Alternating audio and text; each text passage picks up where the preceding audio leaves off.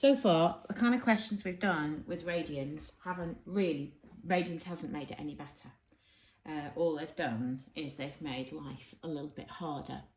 But actually, radians make life loads better. They're going to enable us to do more maths than we would be able to do if we didn't have them. And the first thing we're going to look at is something we could do at GCSE. We could do this at GCSE, but by using radians, it's going to make it simpler, and then we're going to be able to move it further and make the questions more difficult. So one of the things we did at GCSE was we were able to find the length of an arc taken from a circle. So you can see that what I've got drawn here is a sector of a circle, and the circle has a radius of 4 centimetres. So if you can imagine that this is from a full circle, and you would be able to find the area of that full circle, pi times 4 squared, and you would be able to find the circumference of that full circle, pi times d, so that would have been 8 pi. So what I'm just going to remind you of, whoa, I'm not going to do that, right? What I'm going to remind you of is how we did that. So what we would have done is we would have, to find the arc length, we would have taken the angle 50 out of 360. I should have degree signs there, so imagine that I do. All right, I would say 50 out of 360, that's the fraction of the circle that I've got there. And then I'm going to multiply it by the circumference. Now I know the circumference is pi times d. Obviously I've got the radius, so instead of using pi d, I'm going to use 2 pi r. So that would give me my arc length. And my arc length, and I would have happily have done that at GCSE, is 3.5 centimetres. And you would have used this formula that I've got underneath. So the formula that we would use is the angle out of 360 times the circumference. This is to get that arc length. Or you could have used this formula with a different form of circumference. Now, the reason I've written this second one down is because this is going to help us get the formula that we will use in radians. So here I have the exact same sector in radians, and obviously I'm going to do it algebraically, so I don't know the angle's theta, and I don't know my radius, so my radius is r. Now this angle is measured in radians. So instead of saying my angle out of 360 degrees, I'm going to say my angle out of the equivalent of 360 degrees, which is 2 pi radians. So I have my angle divided by 2 pi radians, which is my fraction of the circle, which is the fraction this arc is of the full circumference. And I multiply it by the circumference of the circle, 2 pi r. This one suits me better. And what you can see is that when you multiply those together, 2 divided by 2 is just 1, and pi divided by pi is just 1. So you just get left with theta times r, which we would prefer to write as r theta. So what you have there is a formula for the length of an arc of a circle when you know the radius and the angle given in radians. That won't work for degrees. If you started multiplying a radius by an angle in degrees, you're just going to end up with like massive lengths, aren't you? It's just because the equivalent in radians is a much smaller number. Okay, let's think back to area. So the area of a sector, we sort of did exactly the same way. We thought about what the fraction of the circle we had. So we took our angle out of 360 and we then multiplied by the radius. So here's our angle we then multiplied by the area, So we took our angle and multiplied by the formula for the area, which of course would be pi r squared. Then we would get that exact value, which is this answer to 3 significant figures. And this is the formula that you're using in degrees. All we're going to do is we're going to convert that to radians. So you take your sector, you've got an angle measured in radians, you've got a radius, And instead of saying your angle out of 360 degrees, it's your angle out of 2 pi radians, that's your fraction, and you multiply that by the area.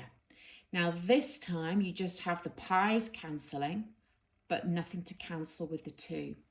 So you end up with the formula for the area of a sector when your angle is measured in radians as a half times the radius squared times your angle in radians.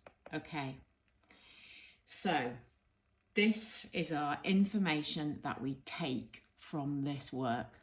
You have to learn these results. You will not be given them in a formula booklet.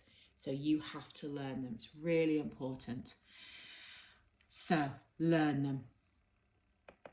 Right, examples. Question 1, we've got a sector.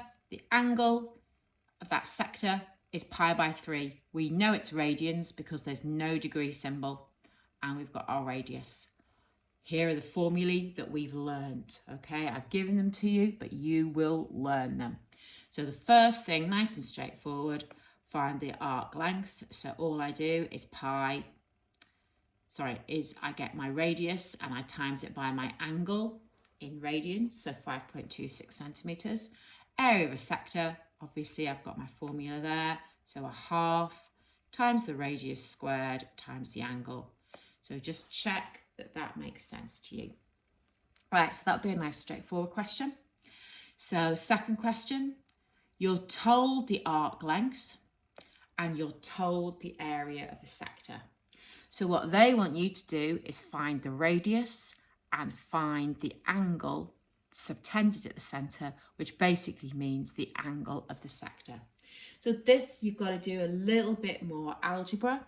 So what your first thing you would write down is the information that you've got. So if you look, you see that I had that circle there, right? So I'm going to put that back in because I don't really want that unveiled. So first of all, we know that r theta is 15. Okay, the arc length is 15. And the second bit of information we know is about the area of the sector. So we know that a half r squared theta is 75. Now you've got a choice of methods here. You could say this divided by this, and that would eliminate your thetas. What I've chosen to do here, and you've got lots of ways, as long as you follow the rules of algebra, you're going to be okay. So what I've done is I've rewritten this formula as a half r times r theta. And the reason I've done that is because I know what r theta is. So I'll just move that up a little bit. So I'm now going to replace my r theta with 15. And what I'm now going to do is that's going to give me 7.5. R is 75. So 75 divided by 7.5 is 10. And if R is 10, you just go back to your r theta is 15. And you've got your theta being 1.5 radians. Second question. Right, we will talk about a minor arc and a major arc. So this is an example from your textbook, and a minor sector and a major sector. So if you look at this circle, you have two arcs. If they're talking about the arc AB, I think we always think of this arc here. But because the whole circle is drawn, you've actually got two arcs. You've got the smaller arc, which we talk of as the minor arc, and the major arc, which is this one here. And the angle, obviously, that corresponds with the minor arc is 0.6 radians, and the angle that corresponds with the major arc is 2 pi minus 0.6 radians. So A and B you are finding the lengths of those arcs, so that's going to be about your circumference. So you're going to be finding fractions of 10 pi. And so all I'm going to do is, if we just have a little look here, so you can see I've used the answers here. So you know that your arc length is, for your minor arc, is just your radius times your angle. So r times 0.6. And then if we look at our major arc, it's going to again be your radius times your angle in radians. You just have to work out the angle in radians. So there we go, there's the answer. So my angle in radians is 2.683. And then if you just want to look and work out your major arc, so all you had to do in radians, rather than fuss on in degrees, all you had to do is multiply your radius by your angle in radians. So all that extra was you had to do that subtraction. And now looking at the areas. So again, if you're doing this in degrees, you'd have to be finding your fractions, but of course you have a formula. So for the first one, all you're going to do is you simply get your formula. So a half r squared times your angle in radians, so 7.5 centimeters squared. You've already worked out the angle in part B, so your angle for the major arc or major sector is going to be 5.683 in radians.